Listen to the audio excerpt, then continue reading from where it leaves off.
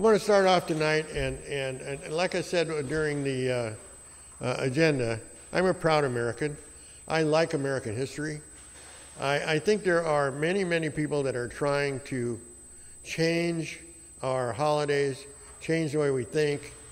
And whenever I hear something that I'm not really familiar with, it piques my interest to learn about it. So I'm going to talk about Juneteenth from a historical perspective, what it is all about, and why it's celebrated.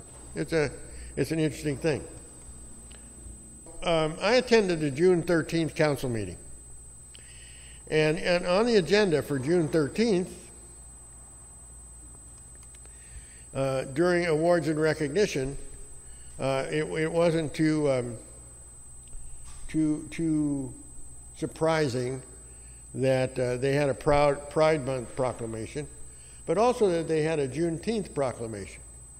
So just so that you understand, let's read the proclamation and understand what it said. So it said Juneteenth, whereas Juneteenth is the oldest known celebration commemorating the abolition of slavery in the United States. And whereas after the Emancipation Proclamation was issued on January the 1st, 1863, it took over 2.5 years before the Emancipation Proclamation freed all remaining enslaved people in the state of Texas. Now, is that true? Is it true that it's the oldest known celebration? Is it true that it actually took 2.5 years to get to Texas? Well, we'll take a look at it. I got all the dates. So Juneteenth is short for June 19th. June 19th marks the day when federal troops arrived in Galveston, Texas, June 19th, 1865, and took control of the state to ensure all enslaved people are be freed. This, by the way, is language that came off the History Channel. I'm not really sure that's entirely true, and you'll see why in a minute.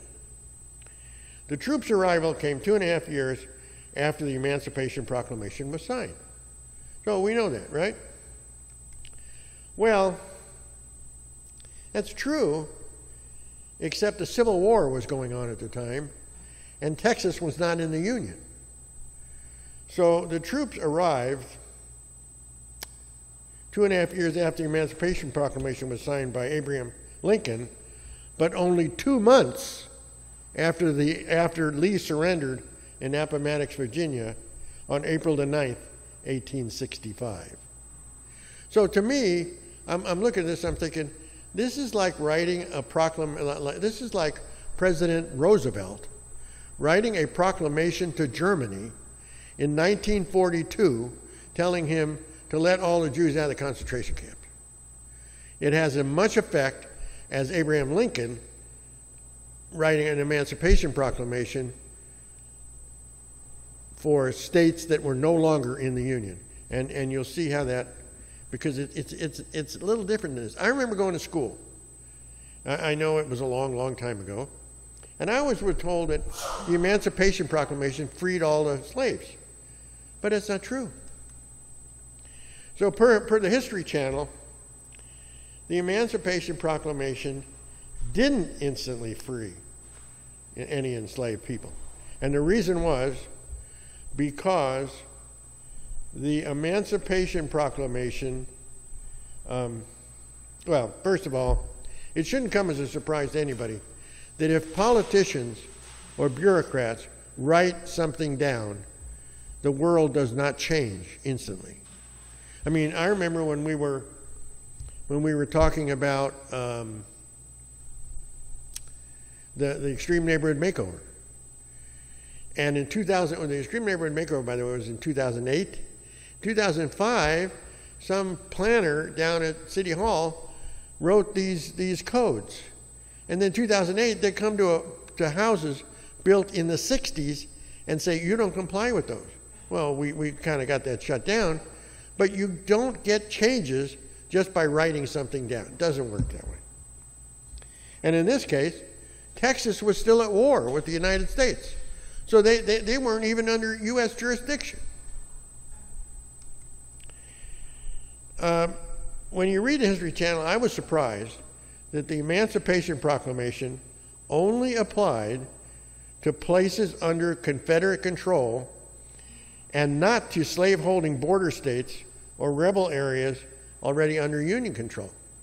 So they freed the slaves in places they had no jurisdiction, and they left slavery in other places that they did have jurisdiction. And you know what? When I read that, I went, I don't understand this. And I really tried to find the text of the Emancipation Proclamation. I got to tell you what, it's hard to find. I couldn't find it. I mean, I'm sure if I look more, I can. I'm sure there's places I can get it, but I couldn't.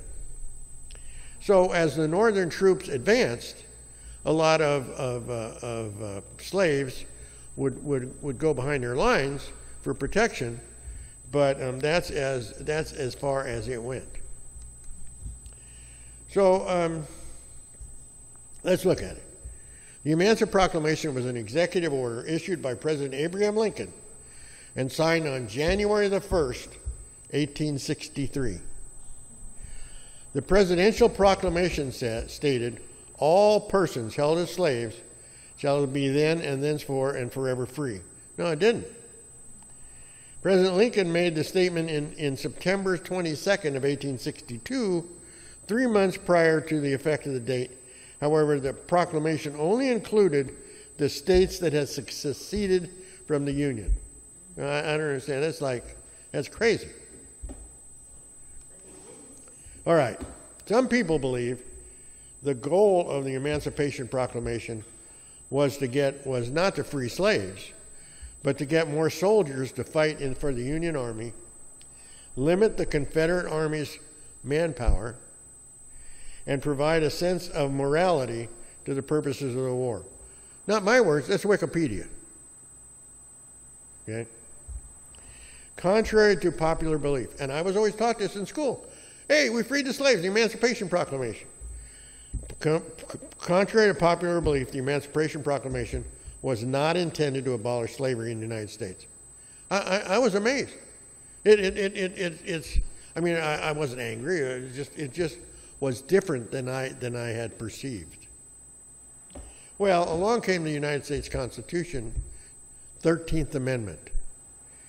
And in the 13th Amendment, it says neither slavery nor involuntary servitude, except as a punishment for crime whereas the party shall have been duly convicted, shall exist within the United States or any place subject to their jurisdiction. In my way of thinking, that's what freed the slaves. Okay? When the 13th Amendment to the Constitution was passed, which was in December of 1865, that in essence freed slaves within the Union and anywhere that the Union captured. And of course, by that time, in December of 1865, the Civil War was over and the Union had been preserved. Now, some people say, well, you've always got naysayers. Well, there's that except. Well, to me, that's if you're a criminal, that's a different situation. And you're in jail, that's a different situation. So, but that is exactly what the 13th Amendment says. Neither slavery nor involuntary servitude shall exist within the United States or any place subject to their jurisdiction, except as a punishment. And to me, that doesn't bother me. But that's what freed the slaves. So here's the timeline completely. April 8th, 1864, the 13th Amendment was passed by the Senate. In January 31st of 1865, it was passed by the House. Good. On February the 1st of 1865, it was submitted to President Abraham Lincoln for signature. On December the 6th, 1865, it was ratified, right? Because that's how you do a constitutional amendment, right? You get it past the two houses of Congress, and then you get it ratified by a percentage of states. So it needed to be ratified by 27 of the 36 states, and it was. And on December the 18th, 1865, it became a part of the Constitution and abolish slavery and involuntary servitude in the United States. And if I was going to set up a celebration, that's the date I would have used. Why did it take so long between the House and the Senate to get it passed? Why did it take so long? Yeah, because the date was April 8th, 1864, for the Senate, January 31st, 1865, by the House. Do you know how hard it is to get a constitutional amendment approved? I don't know why it took them 6 months to do it. I have no idea. But I'll tell you what, getting a constitutional amendment done in a year and a half is a pretty impressive thing. I don't think you could do it today. But also realize, too, that in 1865, there were no telephones. There's no internet. Everything has to be done on paper. It took probably 2 to 3 months to get stuff across the country. So for them to get that done in that length of time under those conditions, I think it was pretty impressive. A year and a half? I think that was pretty impressive to do. But you know what? It's okay. So true or false? On June 17, 2021, Juneteenth became a national holiday. That's true. I'd really like to know who put it up. I'd like to know who voted for it. We'll see. And in reality, what is considered the longest running African American holiday celebration at the end of slavery in the U.S. And if you go and you look at that and you look into the history, you'll find that it became a holiday in Texas. Texans were the one where the holiday was established. The Emancipation Proclamation was implemented in Texas 2 months after the end of the Civil War. It did not take 2.5 years. And does anybody think that general, just on his own, said, "I think I'll go to Texas and make that happen"? He was under orders from Abraham Lincoln. And then the 13th U.S. Constitutional Amendment put the nail in the coffin and truly ended slavery in the U.S. So I really believe that an accurate depiction of history is important. I don't begrudge anybody celebrating anything that they want. I was talking to Rick before the meeting, and I mean, I know that celebrations, if we're talking about African American celebrations, around Christmas time, they celebrate, there is a group of African Americans that celebrate Kwanzaa. That's fine. It doesn't have to be a religious holiday. That's okay. But don't tell me that Christmas isn't real because you're celebrating something else. So I think that honoring the end of slavery in the U.S. is a valuable and right thing to do. But no matter what side of this coin you're on, bending and rewriting history to support your position or to vilify those with views differently from you should never be an acceptable practice. You should know what actually happened, and that's what you should talk about. So, okay, you want to celebrate Juneteenth? Yeah, go ahead and celebrate it. But this idea that someone sat around for 2.5 years before they enacted it isn't really true.